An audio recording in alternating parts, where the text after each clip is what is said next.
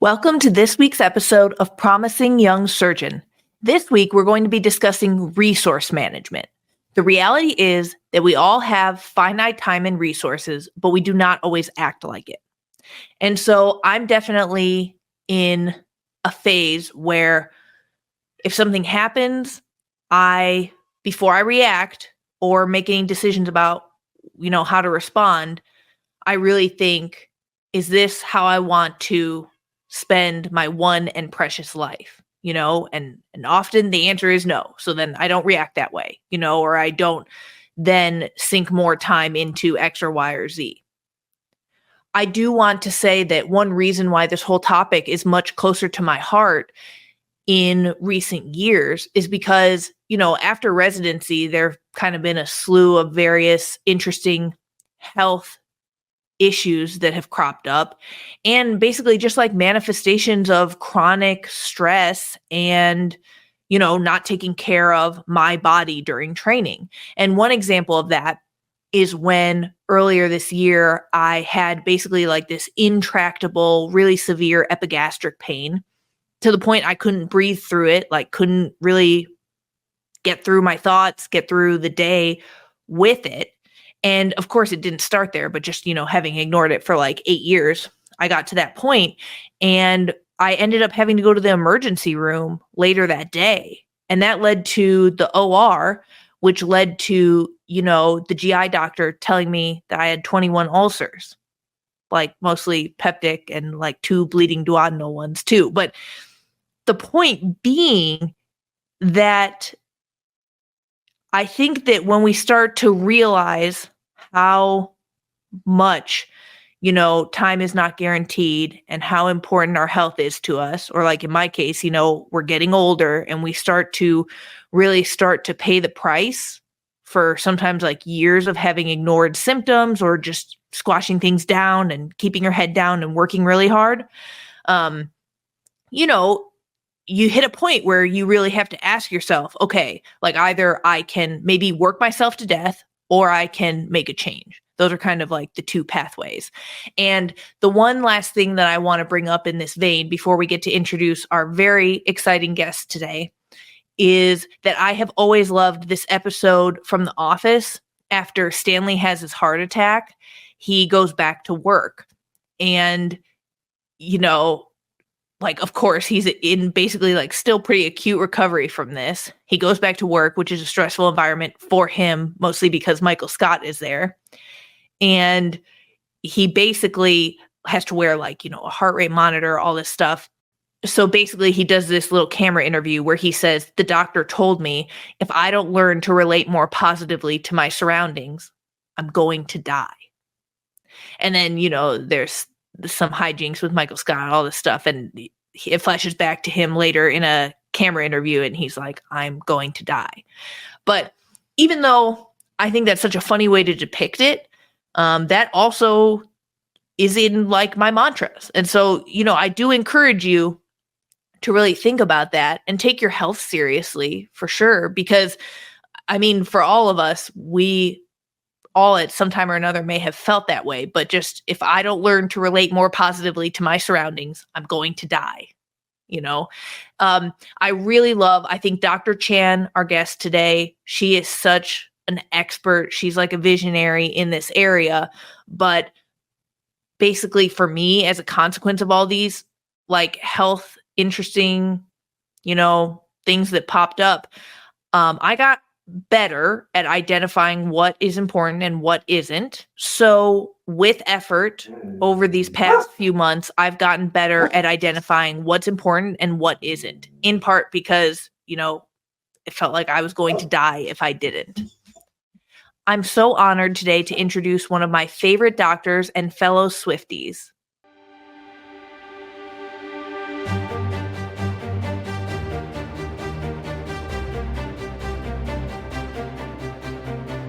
I'm honored to introduce one of my favorite doctors and fellow Swifties.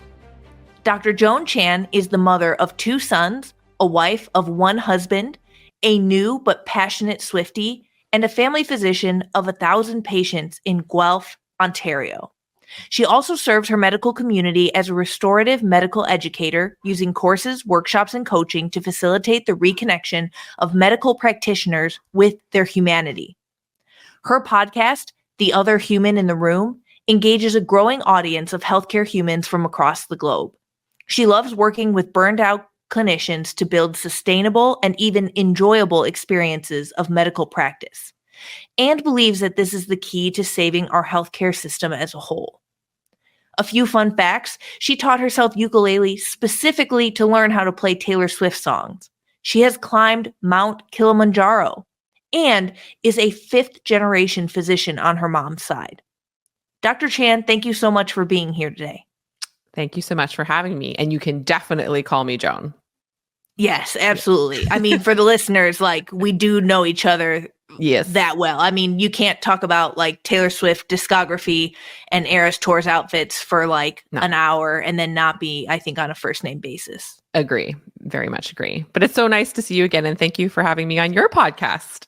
Of course. And definitely I wanted to build upon, and we'll definitely include a link to at the bottom in the show notes. But, you had so kindly invited me on your show, The Other Human in the Room, to discuss the concept of mediocrity as a noun, and I really enjoyed, we got to do like such a really, I think, enjoyable, fun, deep dive into that concept and like this new application of mediocrity.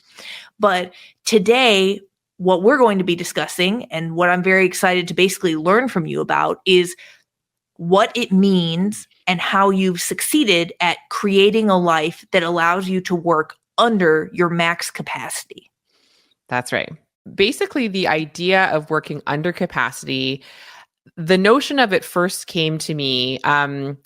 I was invited to do this panel for the Ontario College of Family Physicians, Ontario being the province in which I live in Canada, which is like a state for y'all US people. And the task of the panel was to talk about how me, as like a boots on the ground family physician, was planning to incorporate all the additional like cold and flu patients into my practice over like the fall and winter season. It's like, how are you going to do that? Aren't you guys kind of like already busy? And like, yeah, we already were pretty busy. And that's where I really thought of the term like surge capacity. The notion that like there are times of year, at least where I live, where there's like increased demands and different kinds of demands on the healthcare system. And I started thinking about the fact that in other industries, if there's increased demand, there's like plans of how to accommodate for that demand.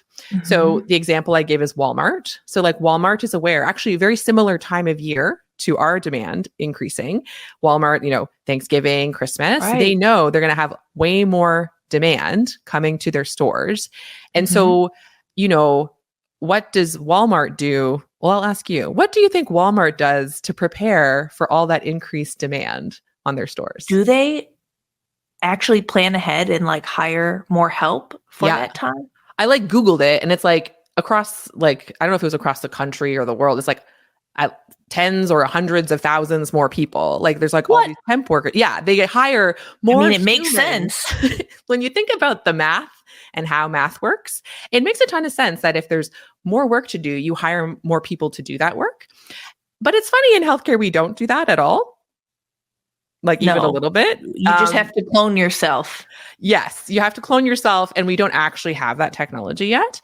And so I started thinking, okay, but like, how could I actually then create surge capacity in my life? And that's when I started thinking about this capacity concept of like, so technically speaking, if I want to have surge capacity, both like pragmatically, like in my calendar, and also just sort of in my mind, like so that I have like gas left in the tank at the end of the day, I have to create that because the system isn't creating it for me. There's not like a backbench of family physicians waiting to take over when I call in sick or when there's more work to do. So that means I have to intentionally design my life to work under my max capacity. So the number I usually say I'm going for is 75%. I've never actually like calculated it with a calculator, but it's just like the vibes of like 3/4 full. Like I look at my calendar and it's like 3/4 full. I look at like how much effort I'm putting into things and it's like 3/4. Like I really kind of embody that and think that way. And I've been very pleased with the results. So that's why I started like teaching it to other people and talking about it a lot, because it often kind of blows people's minds of like, you're trying to work under your maximum limit and you're a doctor. Like, what's wrong with you? You know? Totally. Yeah, no, I mean, I definitely want to get into, all the backlash that I know comes with that type of rhetoric, even though it's pretty, it's not only forward thinking, but it's common sense. Like, you have not said anything that offends me. And in fact, mathematically, it does make sense. And if you told me that this type of a system will allow you to show up better for your patients and stay for a longer career in medicine, I'd be like, makes perfect sense. Yeah. How long ago was it that happened, that you like first started thinking, okay, so I need to adjust my schedule and my life to that 75% rule? Yeah. Like, it's interesting. I think I actually started adjusting it before I realized the 75% That's what you were doing. name. Yes. Yeah. And so the 75% rule thing came into my life a year ago now, but I really started doing this work more like 2 years ago, maybe even 3. Like, my height of my burnout was 2021. So how long ago is that now? 3 years ago, when I was like super resentful. I was way overloaded. I was like snappy at everyone. My inbox was overflowing. Like, all the classic signs of burnout were happening. And slowly over time, I started chipping away different components. Like, I learned how to get more efficient, which included practicing mediocrity and sort of organizing my work in a way that was better. I started quitting things, which is another very helpful component of just like stopping to do way too many things. A major change happened was a bit of a heavy reason, but a reason that became really important to me, which was last spring. So the spring of 2023, my husband was actually diagnosed with cancer. And so at that time, that's when I really started to think about the fact that I need to be replaceable. Like, so what happens if I need to cancel my clinic maybe for a month? Like, what if he gets really sick? Now we have 2 small kids together. It became even more absurd that, like, in the system set up as it is, I'm one doctor for, like it said in the bio, 1,000 patients, and I don't have a backup. And like, how can that be the case? Wow. I'm so sorry to hear that about your husband and that your family's had to deal with that. Thank but it you. makes perfect sense. And one thing that I introduced in the cold open is that what led me to exploration of these topics and really like open-mindedness about these topics were my own health issues. Yes. I do think that for doctors, I mean, okay, and not just doctors, but anyone, like most of us are like, I'm going to be young forever. Like, that's not going to happen to me. And I can be a robot. It's fine. Exactly. And I think of that quote that's like, the man who has his health wants many things. The man who doesn't only wants one. Oof. Yeah, that's so real. And I mean, it was just such a clarifying time because like I had all of the socialization, the people pleasing, the perfectionism of like, no, I have to be everything for my patients. If I stop working, everyone will be mad at me. Everyone will think I'm a bad doctor, da, da, da. And it was very clarifying to be like, I'm a human first, and I want to take care of this other human that I love. And so that's when I started, like I hired a nurse practitioner to help cover my clinic. So I still was working, but I wanted to make myself more replaceable. Right. And have like a little redundancy in your practice setup. I mean, can your NP take call coverage? Yes, she could. That in our agreement, we don't have to, and in part because my call coverage is not nearly as heavy as I imagine yours is. Like I'm on call like 1 in 30 days. It's because I have a large call group, so that bit is actually not that laborious even to begin with. Wow. But she did start seeing patients for me, covering my inbox. Great. Yeah. So there would be days I didn't have to be there, or say I had to cancel a day because I was sick or someone was sick. There would be space in other days because she was there.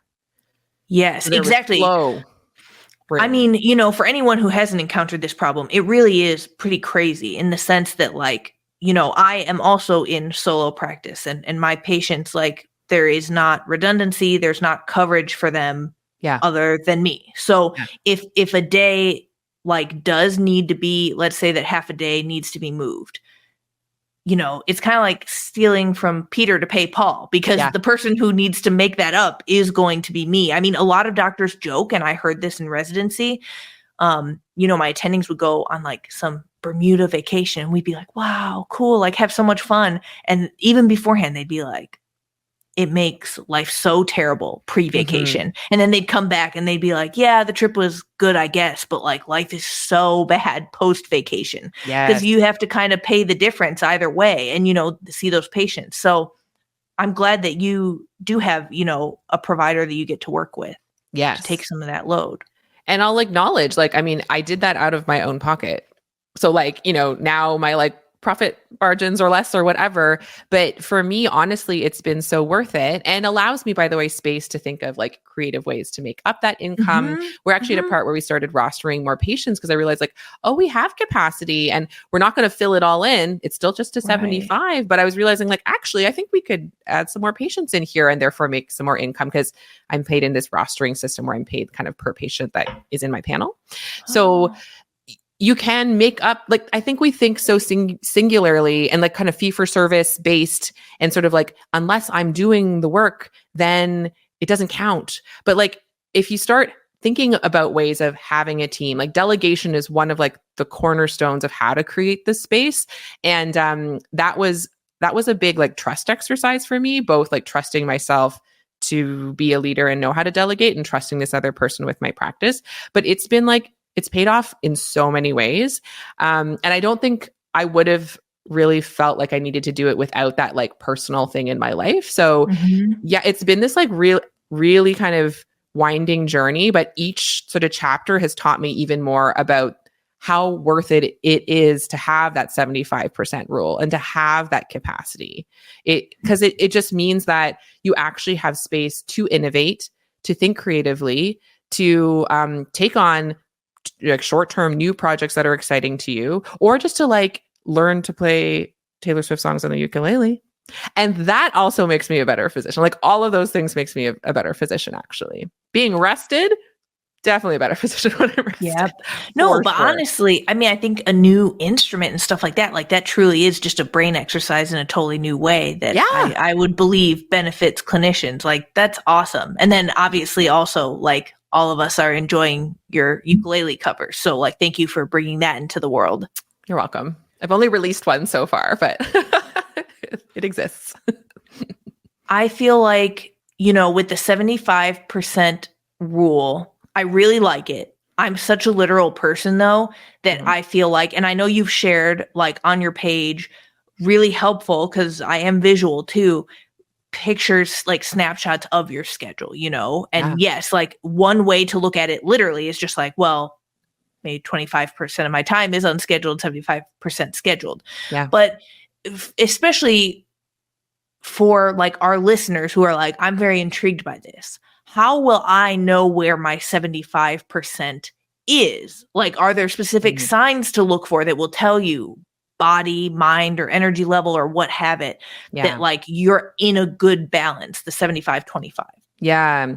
I think it starts with checking in with yourself, each person listening, and really recognizing your signs and symptoms of being over capacity. One way to think of burnout or whatever is just chronically over capacity, right? So when you're running on fumes, when you've actually blasted through what are your body, mind, spiritual upper limits. And so for me, those are so emotionally, I'm either feeling dead inside, or I'm really grumpy and irritable and resentful of everyone. Physically, I am exhausted. Mentally, I am foggy. I'm forgetting things. I'm making silly mistakes that I wouldn't normally make. Spiritually, I'm feeling disconnected from purpose and life. Those are all of my personal signs that I'm well above 100% capacity. And I think that's what a lot of people are kind of chronically. Sometimes they just live there. Yeah. They think that's their personality maybe, or they just think that's their lot in life. The healthcare worker personality. Yes. And we all brag and trade stories of how stressed we are. And like, I totally get it. Like you kind of like, make your bed where you live. But like, it's interesting what happens if we at least inch back towards 100%. Mm-hmm. When I was at 100%, which I think I was like, even a couple years ago, I was at 100%. I was like zipping along. Then I would feel like many days, I had enough energy. It was good. But if an extra thing got added, then I would panic. Right. Because I was I was getting back into burnout mode and I'd just gotten out of it. And it felt very tenuous versus the feeling I have is, there are still days where I'm tired or I'm sick, but I'm like, I'm okay. Like I have my supports in place. I know what to do if I am sick. One of the things you have to get used to, especially at first, is feeling guilty. So I will say going to 75%, it has some side effects that diminish over time though.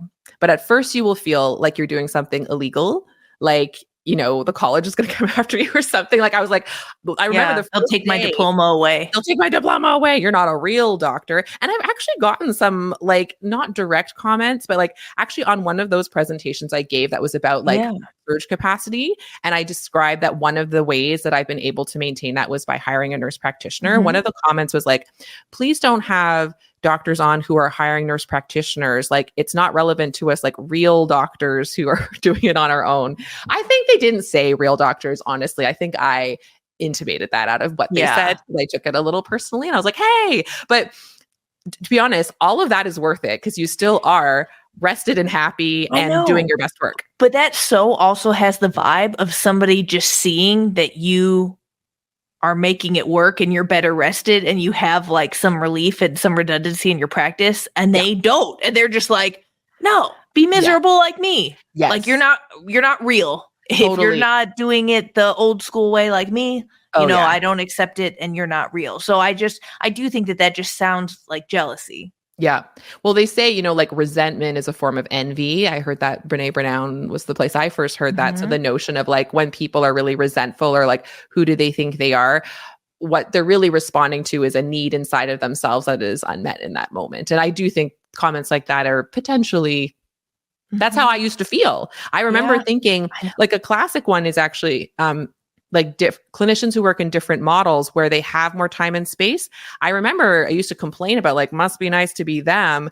Too bad we can't do it. And now I'm on the other side being like, oh, it was possible for me to do it. It is slightly countercultural. It means that now when other people complain, I'm like, well, you actually do have more agency than there is a way to do this. It may involve some experimentation. It may involve some challenges. Maybe you have to balance your budget in a different way. Like, I don't know. Right. But it actually is possible for everyone, I think. I identify with that too. Like when I was really unhappy with my job and my situation, I was full of resentment. Whereas people who are in a better place or a healthier working relationship, then they, like don't take shots at how other people work. Like it's really just to each their own. Their own. I also wanted to say, going back a little bit to what you were mentioning with like how to find your 75%. I really liked that. I like that you basically took us backwards from way like maybe 120% down to 100%, down to 75% and needing to go stepwise.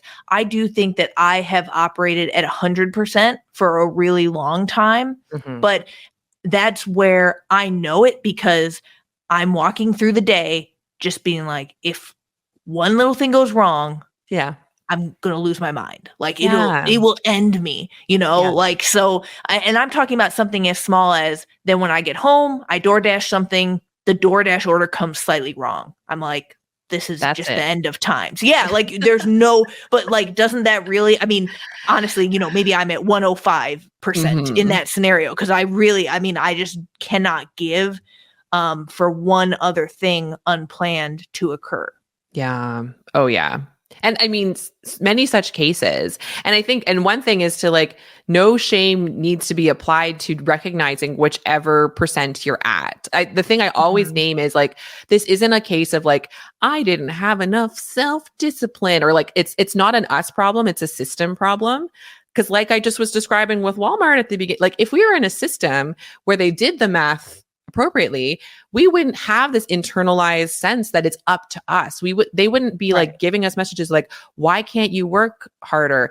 And also like beyond just why can't you work harder? Like all of the other kinds of oppressive stuff that gets baked in. Like I just think of the op-eds of like the old white male family doctor being like, these young female doctors, they don't work nearly as hard or whatever. And just like everything problematic that's like built into such framings. Like that's what we're swimming against, whether we're female or not, but like we're swimming against this notion that like you're only as good as what you offer to other people. You're only as good of a clinician as many patients as you see and as many hours as you work and as exhausted as you get. And so like, if you find yourself in said situation where you're at 120 or even 100% or whatever, that's not surprising. That's like the water you're swimming in. So it's not about now feeling like you've failed another thing. This isn't a new standard that I'm saying means that I'm superior in any way. I don't think that. I'm just like calmer, more rested, and happier than I was. Yeah. And I think that's better than okay, but you know what I mean? It's not like a superiority thing at all. And it's like a dynamic thing. It's just, I think it's important to talk about so people know it's one of the options they could work towards if that sounds appealing to them. Yeah, I do think that not everybody, it doesn't appeal to everybody because not everyone, will have the value alignment, nor do I think that every doctor that I know could get over the guilt and shame component of it. And so I do want to revisit that specifically. Like you were talking about, as people get down to 75%, I mean, like we are literally never taught that. We are taught to, and especially like I can say this as a surgeon, like I spent a decade being taught to suppress truly any needs, any bodily signals, any mind originating signals, like something's not right, like use the restroom, like you need to eat or you're going to pass out. You haven't been drinking water. You're going to get a UTI. Ignore all those signals. Like what I'm a professional at, kind of principle of double effect, not intentional. I'm a professional at ignoring all of those things. Consequently, you can imagine like sequela for health and things like that, physical, psychological.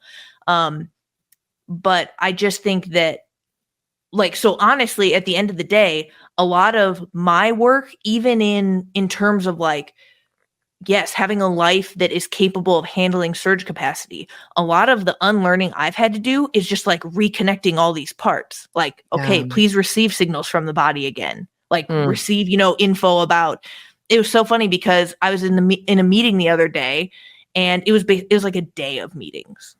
And I was the only doctor.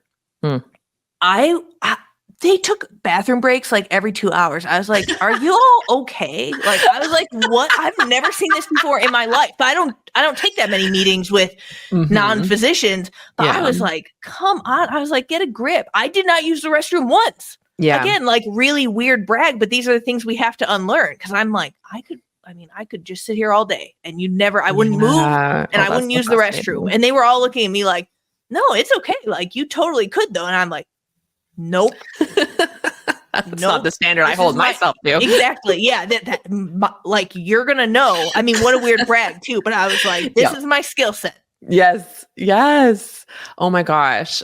I think so. Like really, well, first of all, I think that's hilarious and so true. And I think that it's okay if it comes in phases and stages. I think the truth is most of the times when people kind of are waking up and doing some amount of this actually honoring their body's capacity work, it's because their body has gotten louder. Like you'd mentioned, like having health concerns, like in some ways you don't have to worry about it. Actually, all of us at some point, our bodies are going to invite us back down below capacity. That's what happens when we get ill. That's what happens eventually we age, and we can do it with grace or not grace. But like, this is actually just coming for all of us, whether we want to or not. So it's a bit of if you want to hop on the ride sooner or later. Yeah, or like kicking and screaming or not. Yeah. Do you want to like resist all the way or surrender into it? And we know this because we work with bodies all the time. So we do have that front row seat to remind us, but often it needs to be our own experience. And so, maybe it will be an experience like that, then you go, right, okay, well, I would prefer to not have it happen that way again.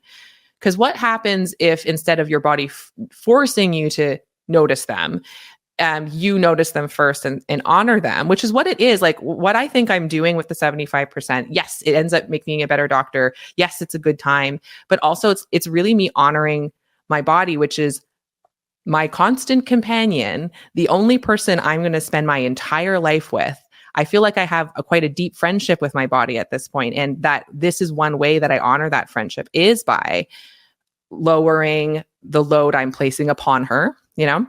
And so that helps with the guilt and the shame. So it also, just to say, guilt and shame are simply physical sensations in our body that have been socially conditioned into us. They are unpleasant sensations. And speaking to someone who's conditioned themselves to ignore their bladder, we know how to deal with uncomfortable sensations. So the notion that we think we cannot possibly survive feeling guilt or shame is another layer of inhuman story. Literally, the thing that we've been conditioned is like, don't go there. It's literally a feeling. And it's not a fun one. It's one that it helps. Sometimes you need therapists to help you learn how to process it. But at the end of the day, it's like literally a physiological sensation in your body. And if you know that and you say, I'm willing to feel that in order to get to the other side, there's good things waiting for you on the other side of that particular feeling. That's true. I guess, and I mean, this is such an impossible question. Let's just say this is like a thought question, but you did mention that process of pretty much all of us need that reset. Like, you finish training, you go out into the world, you want to kill it at your job. Of course, you come out, you're like, I want to do 150% at my job. But let's say that you take it down a few notches and you're just showing up doing 100% every day. That process of resetting, kind of like, just totally resetting the gauge, getting back to a homeostasis where the new 100 is 75%. I mean, you said that it gets easier with time, the guilt and everything, but is that like a few months? Is that several weeks? Like, is that like, I need, I'm a lady of data and pretty, like, if you told me it's going to be 8 months, I'd be like, okay, that's very interesting. I'll file that information away and I can plan around it. I can mark that on my calendar. Gosh, I wish I was tracking so closely now. Well, but I mean, it was a year ago today that I first said the term surge capacity. And I mean, it's been a total of 3 years since I started saying that's enough. So like, somewhere between 1 and 3 years, I've gotten to this place where I'm like very happily speaking effusively about my 75%. And I would say like really doing the 75% part where I wasn't doing the 100 to 75, I'd say that's the past year. And I call them tiny experiments. Like I love doing one teeny bit of it at a time. I wasn't even like I kind of had this audacious thing of like, what if it was 75%? But I wasn't like pushing myself to do it right away. I was just like, okay, what's one thing I could pause doing? Not even quit, because quitting is evil and whatever. But it's like, I'm just going to pause. They'll take your diploma for quitting. Yeah, I've heard. Quitter. So I just would pause something. Like there was a committee that I did this a lot, especially when my husband was sick. I was like, I had a really important reason. So I was like, hey, I want to like have space in my life for if he needs me. So I was on like 3 boards and I didn't quit them. I just said, for the time being, I will not be attending. And then what I got to learn is that I was completely replaceable. Everyone was fine, even though they thought I was so valuable or whatever. I was like, actually, it's fine. Yeah. And then I just never went back. And that was great, actually. And so like just slowly, little bits, like seeing the opportunity to say no instead of yes, seeing the opportunity to do something with greater mediocrity. That's like I've got like 4 tenets of how you actually do it. Should I just say those? Well, I was going to say, this is not like a teaser for something else. Like, please, like spill the tenets. So like, you'd make a list of everything that you're doing now at your 150%, and they're going to fall into one of 4 categories. You're going to have to quit or pause some of them. You're going to have to stop doing some of them. That's number 1. Number 2, you're going to have to protect some of them. this is an important step, actually, like really understanding what it is that you're not going to quit. What is the reason why you do the work you do, and actually have that be a motivator to get rid of the rest of like, this is what actually is a renewable source of energy. I expend energy, but I get energy back. So for me, I recognize looking at my patients in the eyes and spending a good amount of time with them was like really a renewable source of energy. And so I needed to protect connection with my patient. Which, by the way, includes not seeing as many of them. Because after seeing them more, there's a maximum number after which I cannot maintain connection with them. So like to protect my patient connection, I have a max limit of how many I can see, I've sort of discovered. So that's a protect one. The third one is delegate, which is, so are there tasks that are still sort of for me to oversee, but can there other people in the system, either because I hire them or they actually already exist, could they be doing some of this for me? And the fourth is mediocrity. It's doing something at a bare minimum. And a whole bunch of stuff goes in that category. I think like the vast majority of tasks that I still do, I do with great, ferocious mediocrity. I love ferocious mediocrity. Yes. And with great delight. At first it was like, oh, I can't do this worse. Oh, I can't do this worse. Then you realize nobody dies. It's actually fine. No one even cares. And so then you just do it like, it helps if you have a slightly rebellious streak or if you're kind of like F the system. So like you do it all for those reasons. And those are your categories. So just to repeat, you're going to quit some things, you're going to protect some things, you're going to delegate some things, and you're going to do some things with great mediocrity or bare minimum. That's how you get the space back. You see? Because like I think we think of only the quitting, and quitting's part of it, but also the things that are yours, you have to decide which of those are actually the things that are essential for your day. And then everything else needs to go to someone else or be done with the least number of brain cells. That creates the space. I love that. Thank you for sharing the 4 tenets. Yes. And not like leaving us hanging there. No secret sauce here. Yeah. I feel like one thing that really sticks out to me when you even talk about like, okay, so those 3 boards, you know, there was initially a pause, but then ultimately there was a just walking away from that. You found that you were replaceable, like life went on, the board went on. And I love that because I think that it takes, and for me, I will just say I'm speaking for myself, I have had to do a lot of like work on my ego because a lot of us don't maybe want to know that like everything can be done extremely well without us. Like that's not an extremely nice thought. I think I'm a lot more comfortable with it now than I would have been 5 years ago. 10 years ago, I would have just had a heart attack on the spot probably if I thought, I mean, you know, the follies of like a young 20s person. Like I would have been like, I can't accept that in reality. Like, and the show cannot go on without me. But again, that type of thinking for a decade got me to, you know, the challenging spot that I arrived in. And so I really admire it because like, of course, and you probably know this about yourself, like you're not an egotistical maniac, but you're a great role model for those of us who are like trying to be reformed egotistical maniacs. Yeah. That's me. I was just bragging about how long I can go without peeing. I think I'm also a reformed egotistical maniac. I think we all are. I honestly think inside of egotistical maniacs, it's just like, I'm trying to prove that I'm special. I'm hustling for my worthiness. Another Brene Brown idea, like the notion, like, because it feels like the only way we can feel okay about ourselves if we are, whether it's that we're the shining star, or at least we think we're keeping up with all the other shining stars we see around us, like the bar, we need to be excellent. Like all of these notions that get celebrated in medicine are so toxic and are not helping our healthcare system to become more sustainable, just frankly. Agreed. Yeah. And so I really love, you know, the framework that you are providing us with here today, like the incredible work that you do. I think that is just like so forward thinking. I wish you were in charge of like more of this structurally. Like I really think you're onto something. And I agree that this like is such a direct example of an answer to this widespread, you know, burnout problem. Yeah. The thing I love about it is it doesn't have like, I have a lot of like curiosity, and sometimes I just sort of daydream of like what it looks like en masse. And it's just so fun to think about.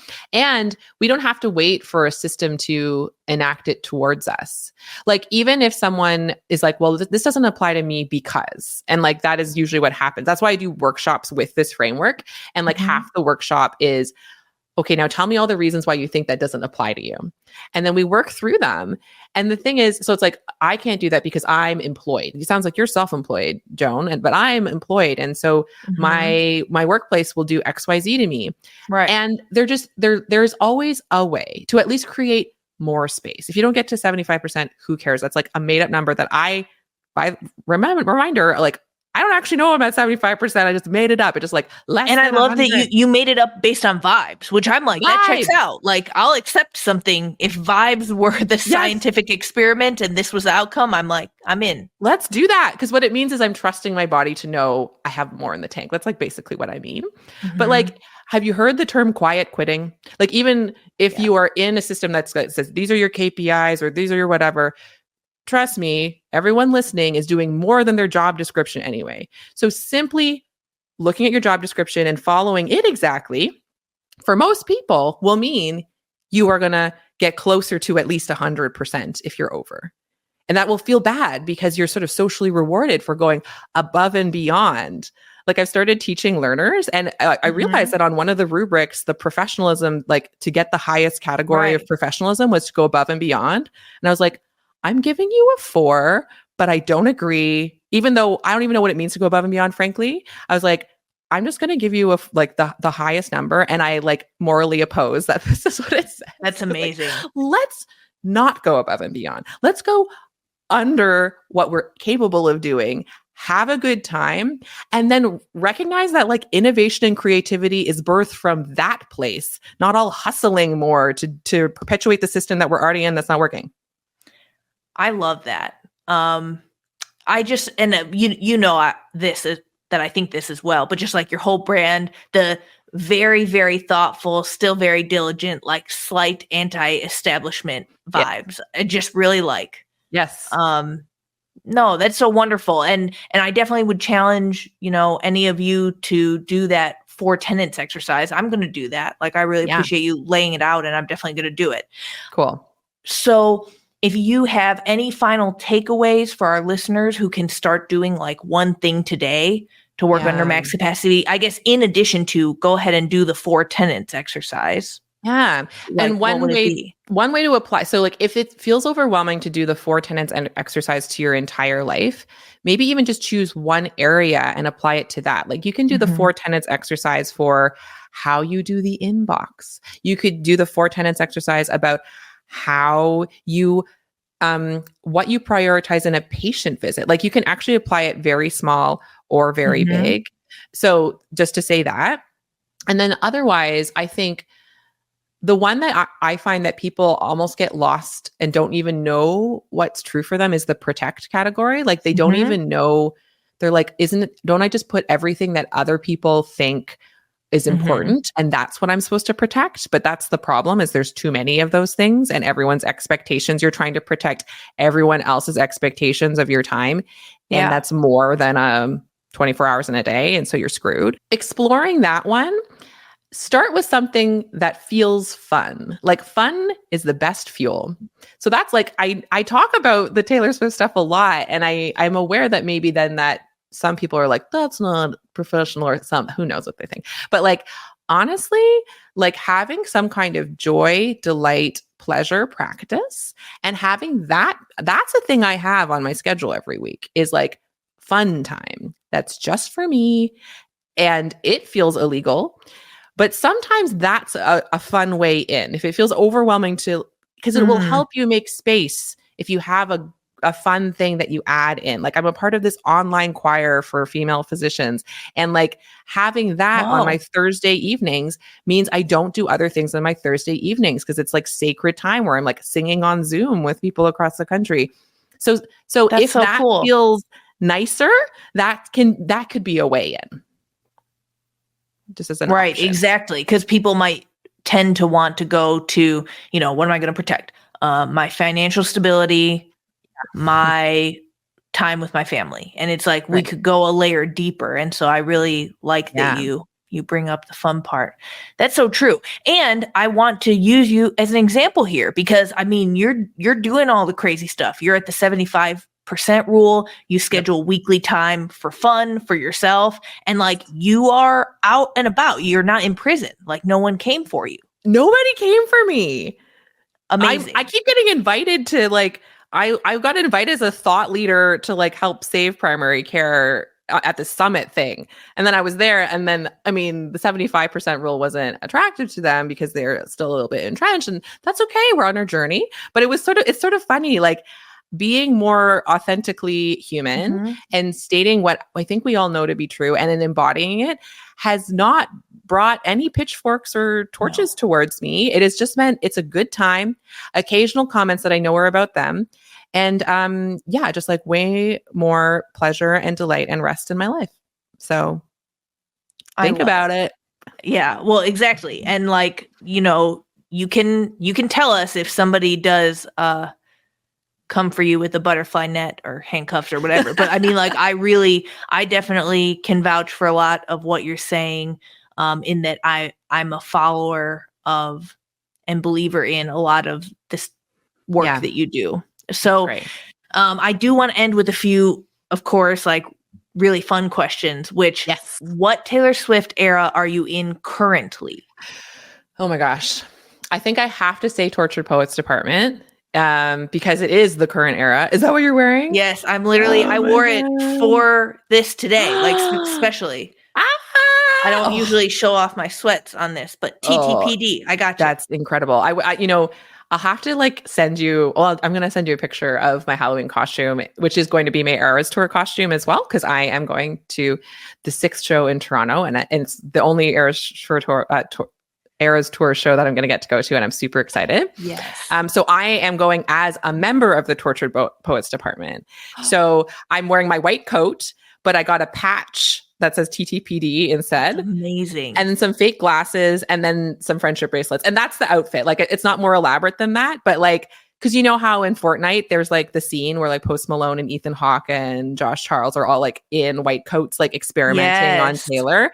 I was like, that's perfect. I have a white coat. The white coat. I love it. And so for that reason, but also just because that album is so good. And it was the first album that I like experienced live when it came out, because I am quite a new Swiftie, and like just like listening to it and like, oh my gosh, this is all about Maddie Healy. This is great. Like, I like knowing the lore and like the songs being so good. It's been so fun.